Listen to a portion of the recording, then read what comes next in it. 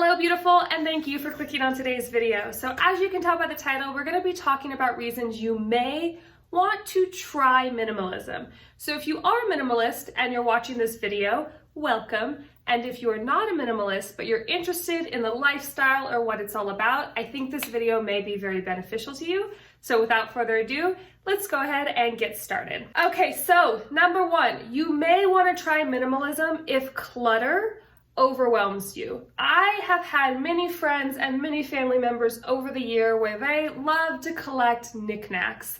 And although their house is not dirty and it's not messy, it's very full of stuff. It's very cluttered. I feel like this sort of principle is pretty common in Americans.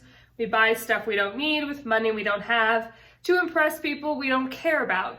So I'm sure if you're in the United States, or maybe if you're not, you've been into a situation or a house like this.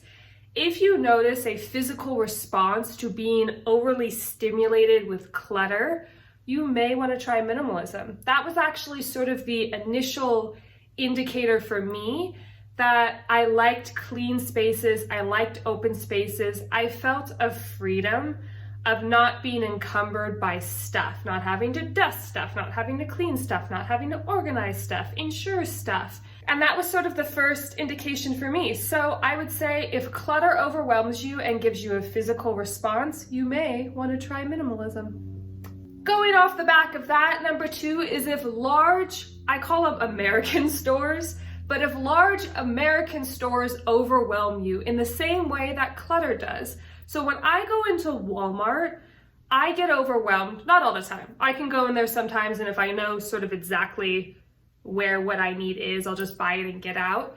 But if you go into stores like Walmart or Macy's or big department stores that have so much stuff everywhere and you're like, I don't know where to go, or even worse, you walk in and because you get overwhelmed, you end up buying a bunch of crap you don't need. You may want to try minimalism because it's the same thing as number one. If that overstimulation of items and colors and textures and stuff gives you a sort of physical response, it will probably be beneficial to you in your own home and your own space that you can control to have things be clean and simple and minimal. Good for the mind, good for the soul, good for your heart. So if this is you and Walmart, Target, things like that overwhelm you, you may want to try minimalism. The third reason you may want to try minimalism, I feel like this can relate to almost anyone, but I feel like some people are a lot more sensitive to it than others.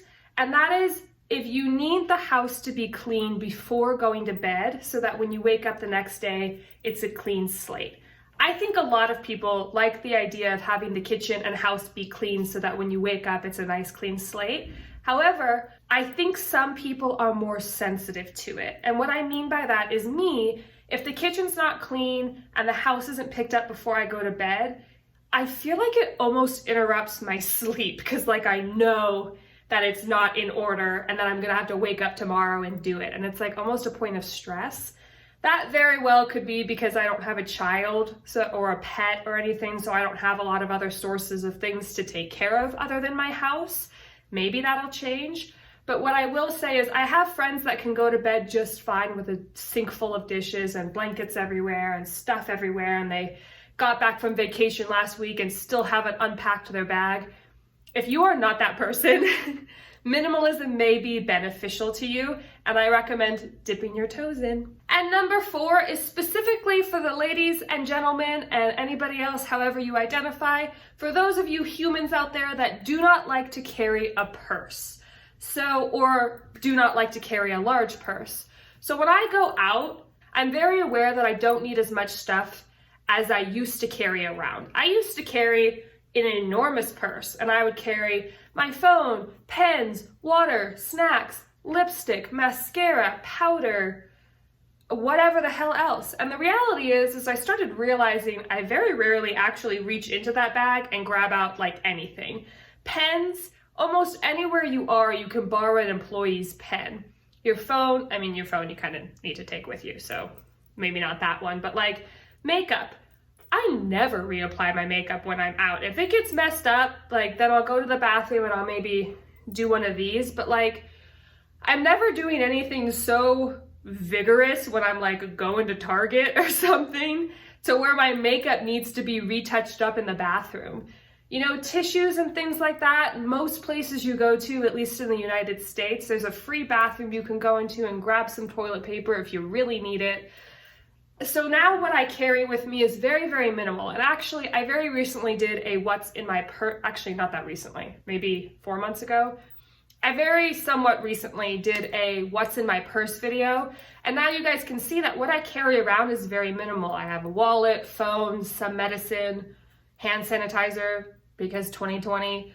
But I started realizing that I don't like carrying around all that much stuff, because when you're carrying around all that stuff, the way that I viewed it was, God, that's so much stuff that I have to be responsible for. And when you start seeing your stuff as like a responsibility, as opposed to like, I like to have this with me because it's helpful, I think at that point is when minimalism may be a good idea for you to look into, is when stuff seems like a burden and seems like a responsibility to carry around in a big purse. Minimalism may be for you.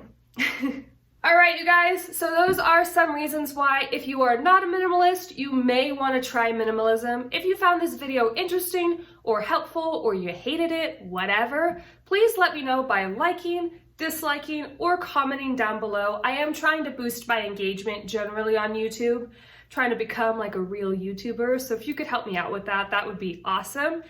If you made it to the end of the video, you must like me at least a little bit. So please consider subscribing and joining the family here. Thanks so much for watching, and I will see you in the next one. Bye.